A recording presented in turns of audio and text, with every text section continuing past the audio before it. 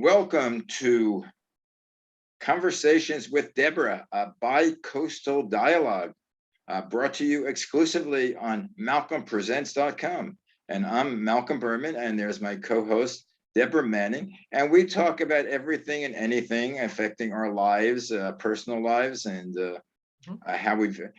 mainly how we view the government, because both of us are, it's from two different angles. Really, because I'm on the West Coast, but I'm an East Coast person, and she's a West Coast person living on the East Coast. So, so anyway, welcome. Well, good afternoon, Malcolm. Once again, my name is Deborah Manning. I'm a native Southern Californian and moved to South Carolina, Greenville, South Carolina, 6 years ago now. And it's been a real interesting education.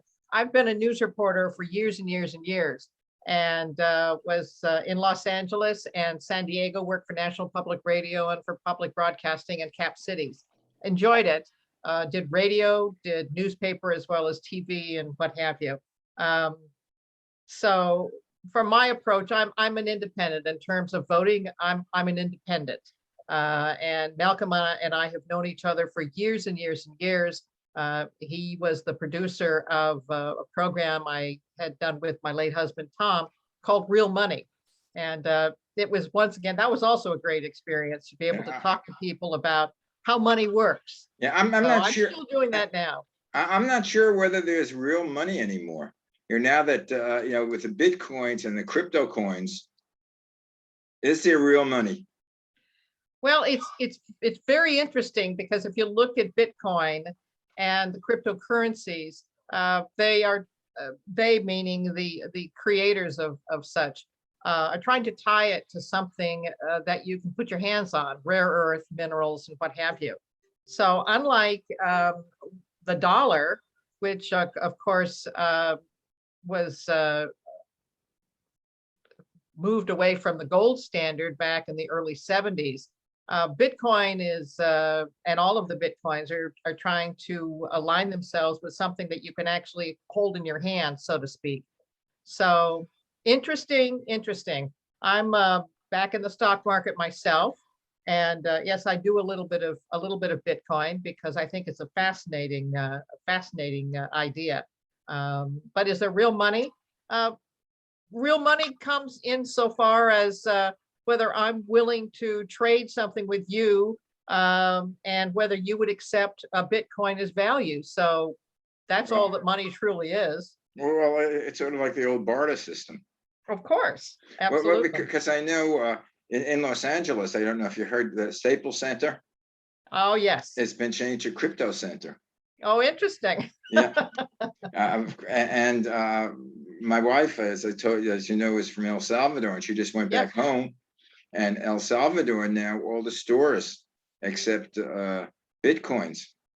How interesting. Now, was that difficult for her, because of obviously she had dollars? No, because they do it with the dollars also. Oh, interesting. They did away with their old coinage called the colones. So that's no more. Now it's either dollars or Bitcoins. And stores, because of the new premier, the new president, stores have to accept Bitcoins. And I'm not sure if they know what it is. Well, did she find that to be easier to work with, or harder to work with? No, she kept it with the dollars. There you go. Okay. There you go. The good old American dollar. And when, well, I haven't been abroad, overseas in a while, but I always use my credit cards. And I didn't do cash. I had very little cash, because you always get screwed up when the exchange rates. Yeah, the exchange rates are something else, I have to tell you, because it depends on the day.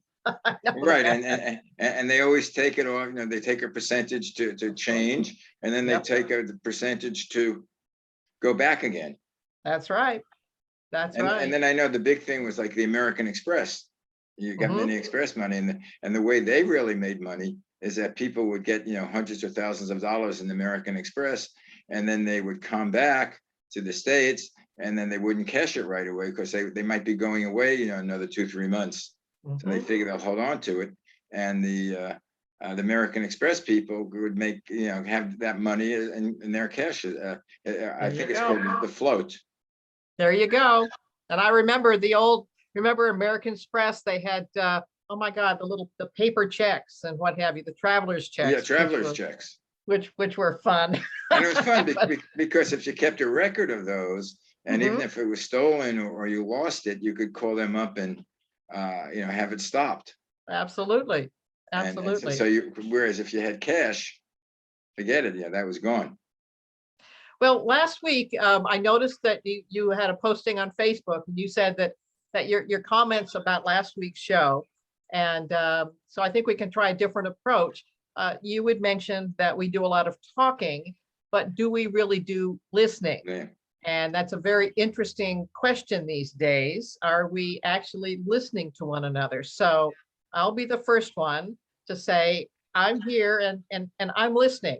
If I wanted to become a Democrat, I'm a independent now, but I do tend towards the conservative side, towards the Republicans, what have you. But if I wanted to become a Democrat, suddenly change my stripes, what stripes would I have to change? What ideals would I have to change? Well, as I said, well, I'm an independent also. As I had mentioned last week, the reason I registered as a Democrat is basically for the primaries. I'm Okay. originally from New York, and now I'm in Los Angeles. So basically, the Democratic primary is a quasi election. Whoever wins the Democratic primary generally wins the election. So that's the only reason. I found out. I'm just in broad strokes. I'm a social liberal, very liberal, but Mhm. an economic conservative. Mhm. What I believe in the policies, that there should be policies to help the poor, and I do Mhm. think there's an inequity between the rich and the poor, and I think it's a responsibility as in a democracy for the Mhm. rich to help the poor. I Mhm. think in two ways. I think as far as number one, as far it's almost like a moral obligation, has nothing to do with religion. But if we're religious, and all the tenets of religion that I know, I mean, well, basically, I know, Christianity and Judaism. I'm not Mhm. so much into Hinduism also, but Islam. But basically, the whole tenets of those religion is to help those who can't help themselves. It doesn't give you necessarily why they can't help themselves, which I think is unimportant. But they can have, they need help. Or as a, I don't know if you see my show, Sid and Mhm. Malcolm. Mhm. I'm gonna take a little bit of coffee here, Oh, sorry. that's okay. If you watch a show, Sid and Malcolm, and Yeah, I do. Very good. Sid basically gets hundreds of thousands of millions pounds of food that he Mhm. helps us distribute to the hungry. Mhm. And his thing is, he doesn't ask people why they're hungry. He just knows they're Mhm. hungry. Said Mhm. he can't remedy lots of things that are wrong with them, but Mhm. what he can do is give them food because they're hungry. And Do you basic, do you believe that in terms of, for example, you believe in the idea of working for welfare? Should that be a requirement? yes, it depends. I think you have to do each case individually. Why isn't a person working? Mhm. Is a person working because they don't want to work? Or are they lazy? Or are they alcoholics? Or are they, drug addicts? Mhm.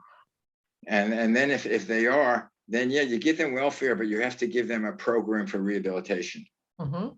In other words, Mhm. you can't just give money out without expecting something in return. And You know, and it, yet it, and yet many of the Democratic lawmakers, for example, with the Build Back Better bill that is currently in the Senate, um, there's no requirement for work.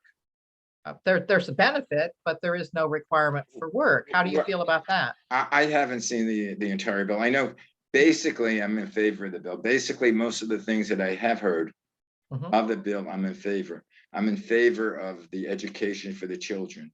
I'm in Mhm. favor for care for children, or benefits for the woman who's at home.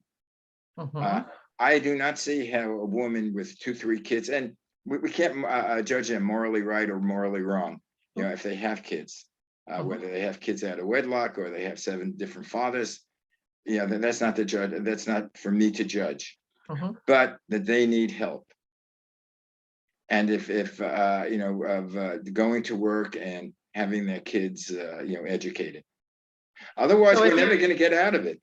well, if you had a choice, for example, if you had, uh, let's not go with 7 kids, but let's say you had 2 or 3 children out of wedlock, out of various fathers and what have you, would you require that woman to go to work and put those children into childcare? Or would you simply go ahead and allow that woman to stay at home and take care of those children?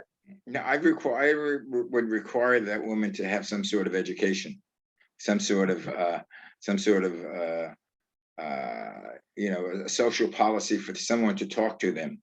Mhm. I'm a great one for psychology. I think everybody should go to therapy. When I graduated college, which was, I like to say, last century, Mhm. everybody that I knew of a certain milieu of the middle class went to therapy. Why? Therapy was, you didn't have to be nuts, or you didn't have to have something really psychologically wrong with you. But basically, you went to therapy to find out more about yourself. You learn Mhm. in college, you learned about the facts and different things around you. In psychotherapy, you learn about you. And the more that you know about yourself and why you do things, the better you are able to perform as a person. Mhm. That's my therapy. So I think money shouldn't be just given out willy-nilly. I Mhm. think people who accept the money should have a certain responsibility, whether to know about themselves, or in a case of a parent who has children out of wedlock, to have some Mhm. sort of sexual education courses. It's amazing how many people do not know where children come from, or why, Yeah. or how to prevent it.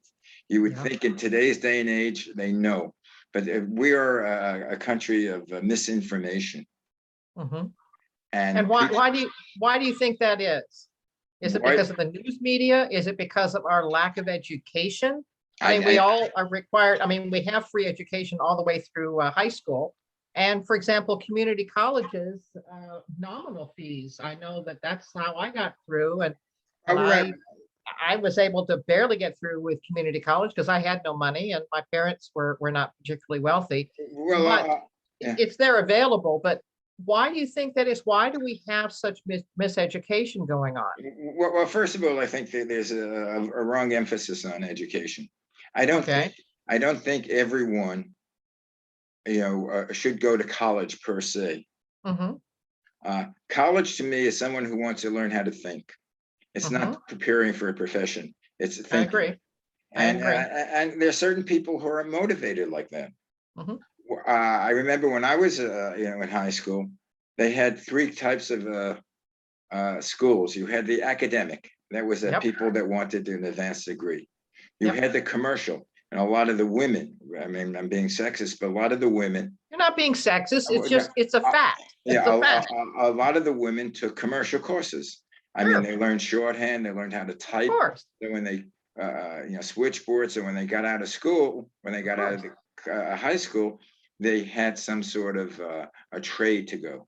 And then the Mm-hmm. third thing was commercial, was Yeah, the trade the schools trade for the schools, hard, and and the welders, the plumbers, and the and what plumbers and have the you. electricians. Well, Absolutely. again, that's my old joke. I think I've told it 100 times, where the doctor calls this plumber in to fix up his toilet Yes. and in his house, and the plumber works, and then he gives the doctor the bill, and the doctor says, "They're so expensive. It's more than I charge."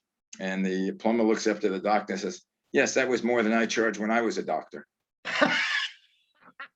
No, I hadn't heard that one. Oh, That's very good. but That's but very good. and there are people who don't want to think in the theoretical, or practical. They want to use their hands, which is Mhm. fine.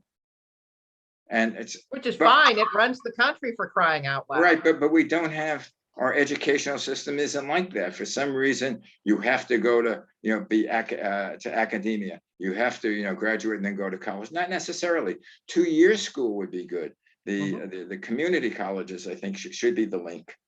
Absolutely. But And again, I know it certainly helped me. It gave me the time that I needed to be able to raise the money. And it took me 3 years to get through because I had to work at the same time. I had two jobs I had to work at to try and get enough money to get through. And yeah. then I was able to get what I needed, which was a combination of some student loans. My grades were not that good, so I couldn't get any scholarships, but I was able to go and get a communications degree from the University of Southern California.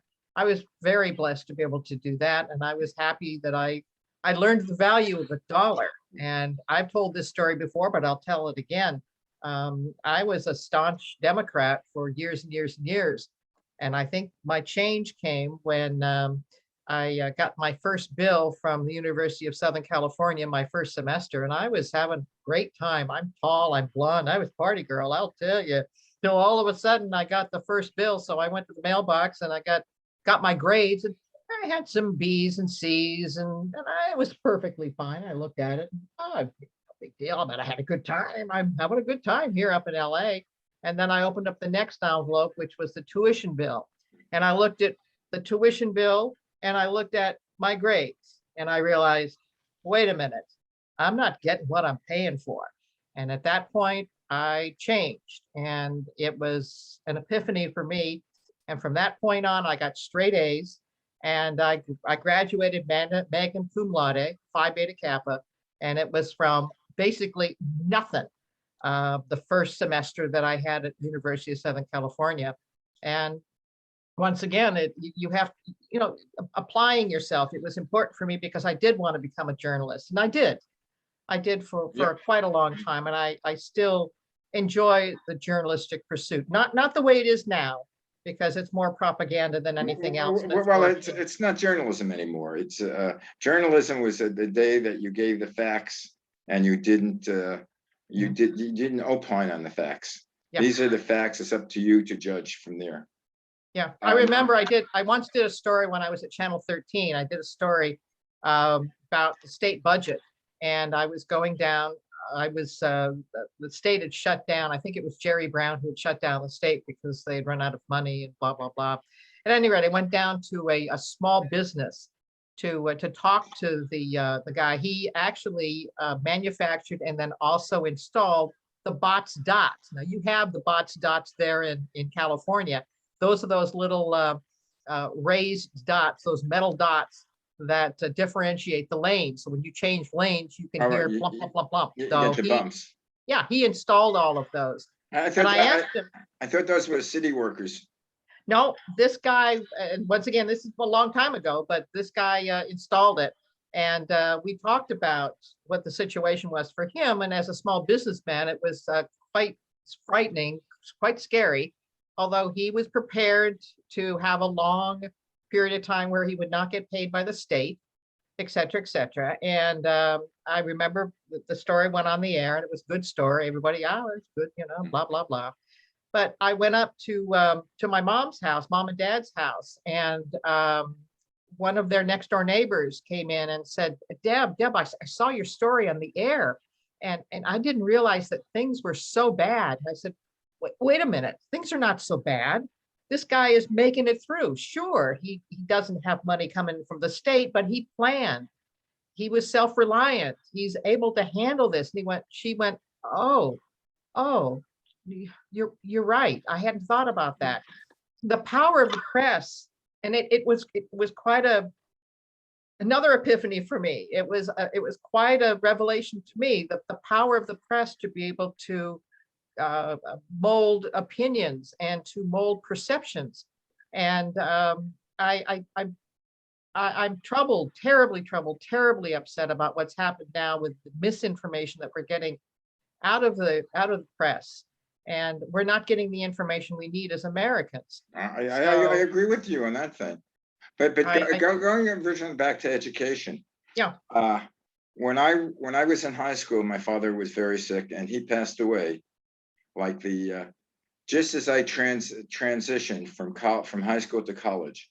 Boy, that's a tough time. Yeah, that's a tough time to lose a father. And we had no money because oh my Lord, my father was sick for 4 years, so he hadn't worked in and out of the hospital. But I got accepted to City College, CCNY, which was a 4-year school. Mhm. And there were like four or five different branches of City University at that time. Mhm. City College was up in Manhattan. There was Brooklyn College. There was Hunter College. There was Queens College, and all had the Mhm. same. The tuition was like about $10 a year. Mhm. I mean, literally, there was, it was under $100, the whole year. Sure. The expensive things were, of course, was books. Books, very Books expensive. and transportation. I had to You take bet. the subway. In fact, I feel like the old days are like I walked 5 miles to school. I took the subway, the D train from Coney Island to 125th Street, and I then tell you. walked up the half a mile up the hill. It took me about 2 hours one way. So I was God traveling bless you. 4 to 5 hours a day on the subway. But I got through college. As a matter of fact, which I'm proud to There you say, go. Colin Powell was a graduate of City College. That's fabulous. I did not know that. Yeah, and I have another show on. It's called Pat Alicia, who is a Mhm. commander of the Nassau County American Legion. He's Oh, nice. basically a military man Mhm. who went to City College also, and was also part of the ROTC. Which Mhm. when I went to school, which was funny, we were a very liberal college. We were like the Berkeley of The Berkeley. East Coast. When I went to college, which I hate to say, but it was 61, I started. And they had the SDS, the Students for Democratic Society. They were Yep. an ultra liberal group. They were picketing against the war in Vietnam. Yep. Most of the country didn't know we were having a war in Vietnam. It was a conflict, because Yep. I think it didn't really escalate till 65, I think so too. and the Bay of Tonkin. And then the draft really Yeah. started in. Well, the draft we always had. Yeah, but still. Because the draft we had, I don't know when the draft started. I don't know if it was World War II or the Korean War, Mhm. but we had the draft. But it was where, and what happened is, if you were in college, you weren't drafted. That's right. We had a 4-year exemption, so a lot of our soldiers were basically high school graduates or high school dropouts. Yep. But anyway, based on the City College, I had to work part-time Mhm. to afford books and transportation and food and going out on dates. Now, there are a Yep. lot of people, you say, why don't people go to college, even free college? A lot of these kids, the older kids of the larger families, they have to work to support their family. You bet. They don't have the luxury of going to college full time. They might go in the evening, and the evening, I'll tell you, is a drag. It's tough. It's very tough. Evening school is tough. There's no doubt I was about it. trying to do graduate work, going to Mhm. evening school in NYU, and I only half completed it, Mhm. because to go to work during the day, go to night school, and then come home at 11, 12 o'clock, and then Yep. wake up, at 7 o'clock For in an the eight, morning to go I was to going to work. say for an 8 o'clock class, you bet. That is almost impossible to me. Yeah. So there's a lot of reasons. But the thing where I am conservative, I want to know how the money is spent. Thank you. I do too. I think there's so much misappropriation of funds, especially in something like the military. It is amazing where funds are allocated for certain things. I'm not saying everything, but there's certain Mhm. funds, and even the military people say, well, we don't need that money. And what the retort is well, if you give up that money next year when we reapportion it, you're not going to get that money. So keep it. And then what they hire, which I don't know what the policy is now. I haven't been following it, but people like that were military men. Mhm. The generals, when they retire, they're hired by the munitions companies. Yes. So they know all the people who buy the projects, and it's in all veins of businesses. The people who are or the politicians, when they leave, when they cease to become senators or assemblymen, they work in the industry that they regulated. Yep, that's right.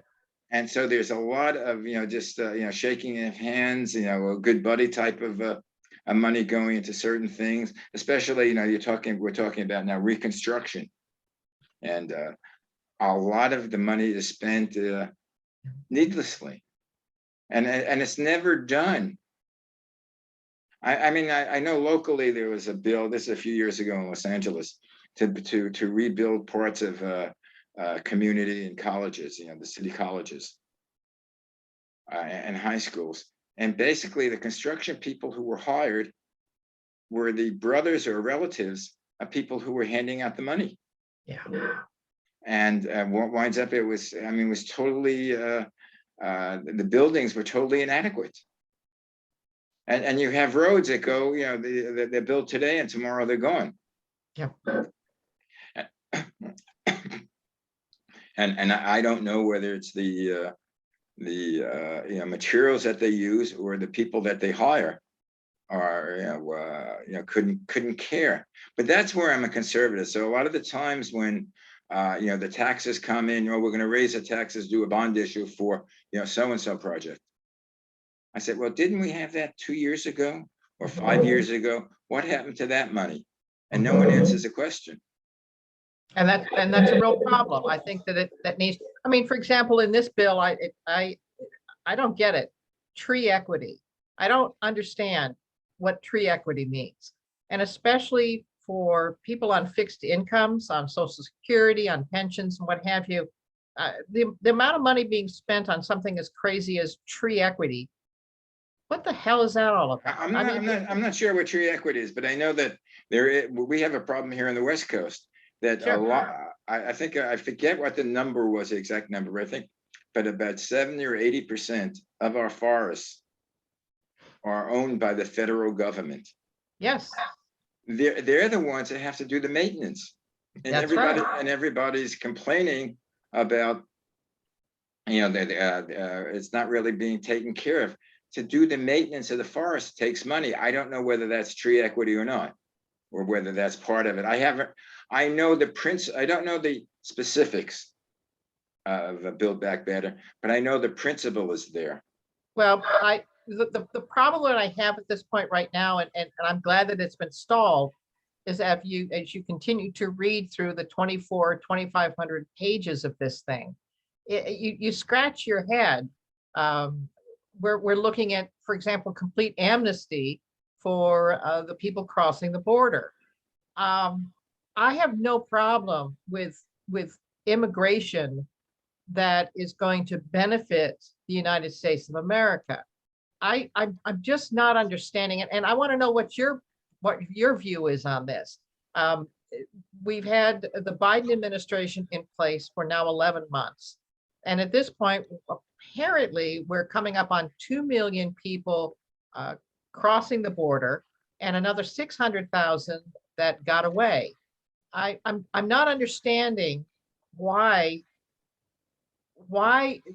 we have basically an open border. And I guess my anger at this point right now, and I'm keeping my temper down and I'm staying quiet, is that I am very angry at being lied to. I'm tired of being lied to. It insults my intelligence. It insults the American people. We are a great country, and I don't understand why the partisan issues seem to be going against basic American values. I'm just not understanding. And when I talk about basic American values, I don't want gang members coming in from throughout the world, coming in here to the United States. I want people who want to be here, that want to contribute and that want to work and work well. I invite that. That's a very, very important. But why we haven't been able to get a decent immigration policy is flipping beyond my comprehension. Well, the decent immigration policy is a problem at both sides. It's Republican, Democrats. Absolutely. So I almost, as we talked about last show, I almost think people should be running as independents, totally without a Republican or Democratic Party to switch the entire method of election, which we will go in one time if I ever you know, if we talk about a program about that. But Mhm. with the immigration problem, first of all, we do not let gang members in legally. We let gang member, we let anybody, not anybody in, but they come illegally for the country. There's no, And they are. and great, and there's no, very little control of the border right now, which I don't think the Biden administration admits to. Thank you. They're too rosy. There is a problem, but the problem is also is that even during the Trump administration, if they Mhm. came in and they claimed amnesty because they were running away from, you know, gangs in their country or poverty or, you know, political turmoil. I'm just talking about basically the southern part of the border, Sure. Central America, Mexico, and South America. Mhm. Basically, what they did is, which actually has been reinforced now. I think it was not Prophet, is Section 42, where Yeah, they came in to claim amnesty, but they Mhm. couldn't wait. They were not let in the United States. They had to wait in Mexico, Mhm. which in Mexico they were, especially if they were Central American, where basically they were had worse conditions than in their own countries. You know, I think that's, I'll be honest with you, this wait in Mexico policy, I suppose I'm supposed to support it, but I must say that I think it's begging the issue. It's completely avoiding the entire issue. We definitely, we are a nation of immigrants, but the way this system is working out, it's encouraging people to come here to the United States and not necessarily work, be on welfare. And part of the issue also is a situation where we're getting mass amounts of drugs coming over the border. Why in devil's name can we not get Congress to get their act together and get some sort of cohesive, understandable immigration policy? Mm. So, I mean, I have friends that have taken 11 years and umpteen thousands of dollars being paid to attorneys to become citizens of the United Well, we're States. not even. What the devil? I'm not even talking about citizenship. It's becoming a residence. It's becoming holding green cards. That's not Mhm. necessarily citizenship. That's another story. You know, who should become the citizen, but that green card. But what's been happening, and it's the misinformation. Uh, Mhm. we've been told by the you know, the Republican Party, and it's always they say we have open borders, it's free, people could come in. Whether that's true or not, we're not debating now. But they are spreading the words that we have open borders, we do not have immigration policies. Now, somebody in Central America or South America or Mexico hears this. Oh, you know, the politicians are saying it's open borders, let's go. Whether it's true or not, we're not talking about that. But that encourages it. The gangs, people who are Yep. smuggling dope are encouraging people to come over. They're saying, okay, you come over, we'll pay for it. You carry the dope. That's part of it. Number two, more illegal drugs come via the air, come via ships coming in. They come You know, I don't border. care how the illegal drugs come in. Goddamn, pardon my language, stop it. This is craziness. Right. We had Well, 100,000 deaths from fentanyl. And where is this stuff coming from? but Where's how many deaths did we have from oxycodone? oh, That was legal, because I've been watching the shows now. There's yeah, I I forgot what agree. shows with Michael Keaton, Yeah, I which agree. is about this with the Starber family, No, who I mean, legally. I had a very serious injury and I was prescribed oxycodone. That stuff is mind-boggling. That I had to get off of that stuff as fast as I could. And yet, once again, I had a doctor, oh yeah, you need to do this. Yeah, No, I don't. yeah. I Well, manage my pain in a different way. I no, I agree with you on that. going back, which I saw on the TV, the oxycodone was endorsed by the Federal Drug Administration, the FDA, saying it was non-addicting. Now, the Oh, guy, there was well, one person from the company who arranged it, then became a member of the FDA. So, I mean, basically, they're sleeping in bed together. That's what we're talking about. There should be some. take back our country to normal average, everyday Americans with opportunity, with chances to be able to get a good education, to be able to have the entrepreneurship and not have people on welfare. We are the greatest country in the world. Right. And that's why people come here, and we are so blessed to be here as citizens. And I got to tell you, I mean, coming up to this holiday season, whether it be Christmas, Hanukkah, Kwanzaa, whatever the case may be, we all need to be thankful and grateful for what we have in this wonderful country. But I got to tell you, enough is enough. There's a lot of fed up people here. A lot of people who are saying enough is enough. Let's get back to the basics here. Okay, well, if you get back to the basics, and Mhm. I think that, by the way, we have to end this. The show ended about Oh, 5 minutes or geez. 10 minutes ago. But you get Okay. back to the basics, a basic philosophy. Yep. And the last month, I know like 4 people have been to 3, 4 funerals. Yeah. Basically, we're all people. It's one world. That's right. And what's happening with the pandemic, what's happening with the climate change, Mhm. and what's happening with the pollution of the world, it affects us all. So Absolutely. the thing is, what you say, we're all Americans. No, we're all people. We're all a matter of one race, and we all have one country that we're living in. Mhm. And we're all stuck in it together. Good, bad, you might like them or not like them. But before we leave, I want to give you a couple of things. I'm reading this book here, outstanding book. Brian Kilmeade is talking about Lincoln, and it's talking about Frederick Douglass. It's outstanding history book. I cannot, okay. and it was fascinating to listen to and to show exactly what the history was on that. Excellent book. The other one I'm reading right now, fascinating book here. This is talking about the railway that started to come across the United States and how we linked the East Coast with the West Coast. Fascinating reading. I cannot say enough, because I got to tell you, we've got to remember our history, Malcolm, because we're not just alone on this. We built the United States on the shoulders of the founders, whether those founders be back in 1776 or whether those founders were in 1876. Well, I got to remember that. I have the impression, I don't know if it's only the West Coast, but that many of the workers on the railroad were Chinese, that we imported Chinese workers.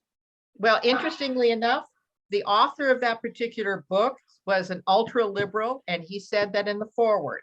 He said, after doing the research on it, he said, yes, many of them were Chinese. They were not hauled in from China. He said they came from California, and in fact, they were very happy to be able to get the work. So once again, we are a nation of immigrants, a nation of immigrants. But as I say, as the final thing, that we're all part of one country. We're not only Americans, we are part of the world. There has to be a way of the world getting together, because otherwise we're all going to perish.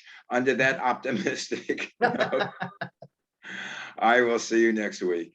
See, now we did talk, and we did listen to one another. And we are in agreement on a lot of things. We really are. But when do you buy your Christmas tree? You know what? Funny thing you say that. We're not going to do a Christmas tree this year. And the reason is because of this little one that's over here. This is Max, our littlest baby, our littlest kid. And our littlest kid loves to climb on things. So there's no way that Christmas tree would ever survive, but we are decorated up to the hilt. So okay, yeah, because we're buying it this weekend, because Anna's traditionally, for her family, she plays Santa Claus, and we have a big Christmas tree here. I think it's like about a 7-8 foot tree. Nice. I want to see some pictures. Please send me pictures. Right, it goes up to the ceiling, and then we have about, I think this year we're going to do it again, 20 or 30 people, all relatives, all vaccinated. Yay, there you go. And we're going to leave the doors open, because we have a big terrace. And so anyway, we're going to do the exact same thing. We're going to have tons and tons of people over here. So at any rate, but I'll see you next week. See you next week. All righty. Bye, Max. Max is he's all asleep there. And send my love to Fish. And my love to Anna. And tell him I still want him on the show. Okay, will do, darling. Bye-bye.